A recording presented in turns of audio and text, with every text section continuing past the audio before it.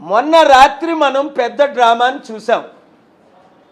చంద్రబాబు నాయుడు గారు తిరుపతి వెళ్ళి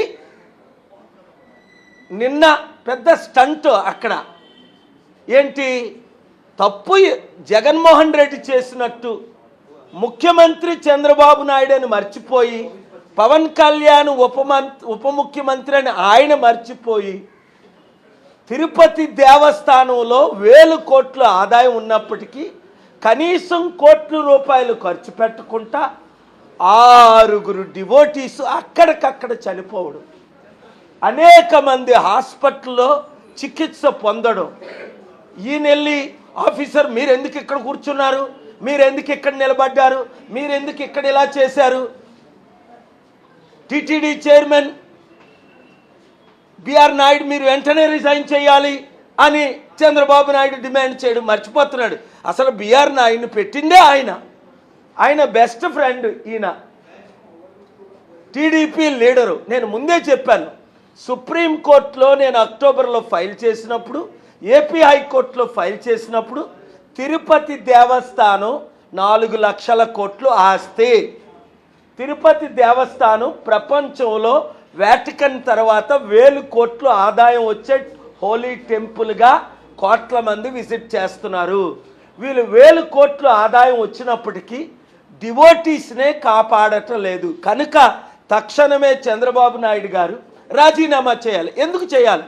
ఇది మొదటిసారి తప్పు అయితే క్షమిస్తాం, రెండోసారి తప్పు అయితే క్షమిస్తాం, మూడోసారి తప్పైనా క్షమిస్తాం. ఇది ఎప్పుడూ జరుగుతున్న డ్రామాలే కదా. 2019లో పుష్కరాలు మనం చూడలేదా?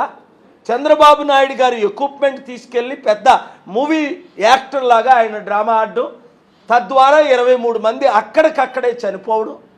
పుష్కరాల్లో జనాలు చనిపోతారా? పోనీ ఆ తర్వాత వచ్చిందా బుద్ధి?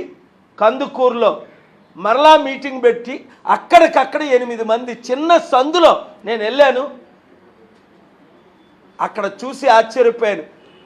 చిన్న సందులో 1000 మందితో మీటింగ్, అక్కడికక్కడ 8 మంది చనిపోయారు, అనేక మంది చికిత్స. డిసెంబర్ 29, 2022లో వెంటనే జనవరి 2 మరల గుంటూరులో సందుల్లో మీటింగులు పెట్టారు.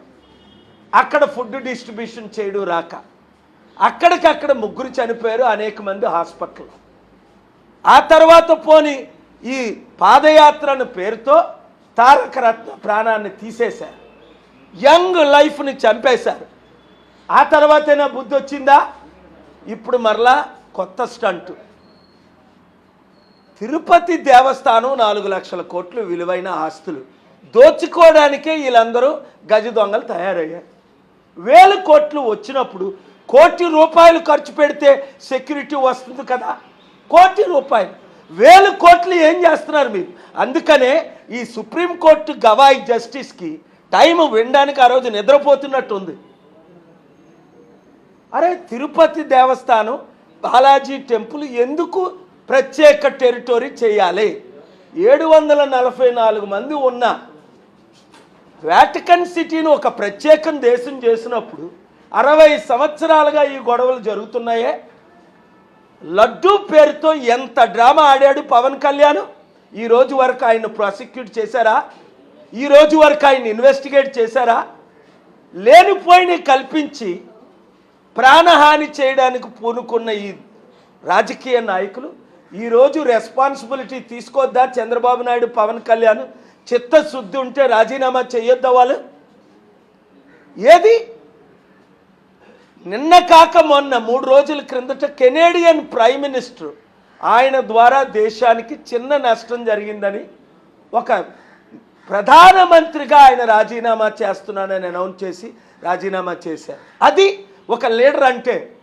రైల్వే మినిస్టర్లు మన దేశంలో రాజీనామా చేయలేదా? లా మినిస్టర్లు రాజీనామా చేయలేదా? అలాంటిది 75 సంవత్సరాలు వయసు వచ్చిన చంద్రబాబు నాయుడు బుర్ర పనిచేయట్లేదు. ఆయన ముఖ్యమంత్రిని మర్చిపోయి మోదీ మీటింగ్కి ఇంత ఆర్గనైజ్ లక్షల మందిని తోలి పోలీసు బందోబస్తుని తిరుపతి నుండి, విజయవాడ నుండి, కర్నూలు నుండి తీసుకెళ్ళిపోయి నైతిక బాధ్యత వహించకుండా తప్పు ఎవరిదో అని ఆయన నిందించడం, కొంతమంది స్టూపిడ్ మీడియా వాళ్ళు దాన్ని క్వశ్చన్ వేయడం. ఒక ఇండియా టుడే ఛానల్లో నేను షాక్ అవుతున్నాను. చంద్రబాబు నాయుడు ఎంత అద్భుతంగా వచ్చాడు, ఎంత అద్భుతంగా నిలబడ్డాడు, ఎంత అద్భుతంగా ప్రశ్నలు వేస్తున్నాడు. బుద్ధి బుర్ర లేదా అరుణ్ పూరి నీకు? అలాంటి ఛానల్ పెట్టుకునే కంటే అమ్మేశాయి అదానికి చంద్రబాబు నాయుడికి. చేసింది తప్పు ఆయన. ఏ రోజైనా మీరు నీతిని నిజాయితీని చూపించారా? I am strongly condemning Chandrababu Naidu actions that are illegal, unconstitutional, unethical, immoral. He should take responsibility and resign immediately for the innocent deaths of the devotees of Tirupati. When there are lakhs of crores of worth property, thousands of crores income is coming, why they are not spending few lakhs? Why they are not spending few crores for proper protection of the devotees coming from all over the world, not all over India? When will Chandrababu Naidu take responsibility of all his crimes? Immediately he should resign and appoint a BC.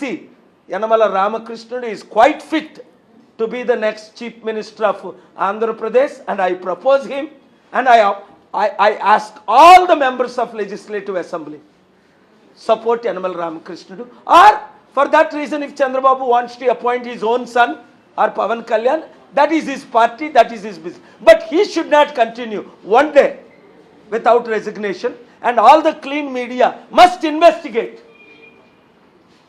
the irrational actions of Chandrababu Naidu. Wherever the man is, death and destruction of Andhra Pradesh state. And the debt is skyrocketing, unemployment skyrocketing, problems are skyrocketing, and he doesn't even have a time to respond to the questions of the media. Thank you very much. అంతకంటే పెద్ద ఆయన లేడు కదా. యనమల రామకృష్ణుడు అంటే ఒక మంచి image ఉన్న leader. NT Ramarao గారితో సమకాలికుడు. అంటే బీసీ కులంలో పుట్టబట్టి ఆయన ముఖ్యమంత్రి కాలేకపోయాడు.